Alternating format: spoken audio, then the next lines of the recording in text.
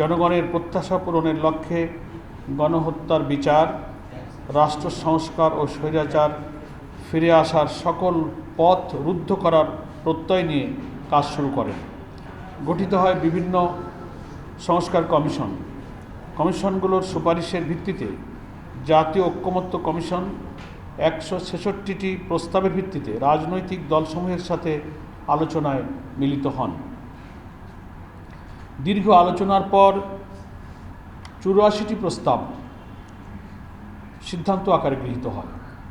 অনেকগুলো প্রস্তাবের সাথে দু একটি রাজনৈতিক দল ভিন্ন মত পোষণ করেন এবং অনেকগুলো গুরুত্বপূর্ণ সিদ্ধান্ত সে কারণে গ্রহণ করা সম্ভব হয়নি। প্রিয় সাংবাদিক বন্ধুগণ, সরকার ইতিমধ্যেই জুলাই জাতীয় সনদ ও জুলাই ঘোষণাপত্র প্রস্তুত করেছেন। দেশের একটি বৃহৎ রাজনৈতিক দল হিসেবে বাংলাদেশ জামায়াতে ইসলামী জুলাই জাতীয় ঘোষণাপত্র ও জুলাই সনদের প্রয়োজনীয় সংশোধনী সহ তাদের পরামর্শ সরকারের নিকট উপস্থাপন করেছেন। জামায়াতে ইসলামী বরাবরই জুলাই জাতীয় সনদকে আইনগত ভিত্তি দেওয়ার বিষয়ে জোরালো ভূমিকা পালন করে আসছে। জাতির ক্রান্তি লগ্নে ডক্ট্রিন অফ নেসেসিটি হিসাবে অতীতের বিভিন্ন নজির ও উদাহরণ তুলে ধরে জুলাই জাতীয় সনদের আইনগত ভিত্তির বিষয়ে জামায়াতে ইসলামীর অবস্থান বারবার ব্যক্ত করেছে। এই লক্ষ্যে জুলাই জাতীয় সনদের আইনগত ভিত্তি দেওয়ার জন্য আইন ও সংবিধান বিশেষজ্ঞদের মতামতের ভিত্তিতে জামায়াতে ইসলামী ইতিমধ্যেই সরকারের কাছে সুনির্দিষ্ট 2টি প্রস্তাব পেশ করেছে। প্রথমত, জুলাই জাতীয় সনদের জন্য সংবিধান আদেশ জারি করা।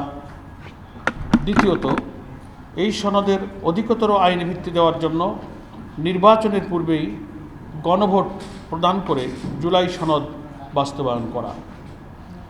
সেটা না হলে জুলাই জাতীয় সনদের আইনগত ভিত্তি প্রদান ব্যতীত ছাত্র জনতার রক্তের বিনিময়ে অর্জিত অভ্যুত্থান ও তার অর্জন ব্যর্থতায় পর্যবসিত হতে পারে বলে আমরা মনে করি। প্রিয় সাংবাদিক বন্ধুগণ,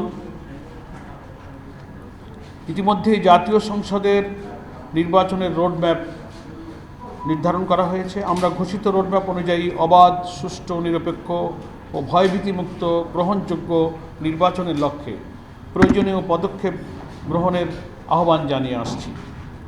আমাদের অতীত অভিজ্ঞতা অনুযায়ী কালো টাকার ব্যবহার বন্ধ, ভোটকেন্দ্র দখল, পেশিশক্তি প্রদর্শন ও ভোটের বিভিন্ন অনিয়ম ও অপতৎপরতা বন্ধ, কোয়ালিটি সম্পন্ন পার্লামেন্ট এবং দক্ষ আইন প্রণেতা তৈরি সহ প্রতিটি ভোট মূল্যায়নের লক্ষ্যে পিআর পদ্ধতিতে নির্বাচনের জন্য জোর দাবি জানিয়ে আসছি।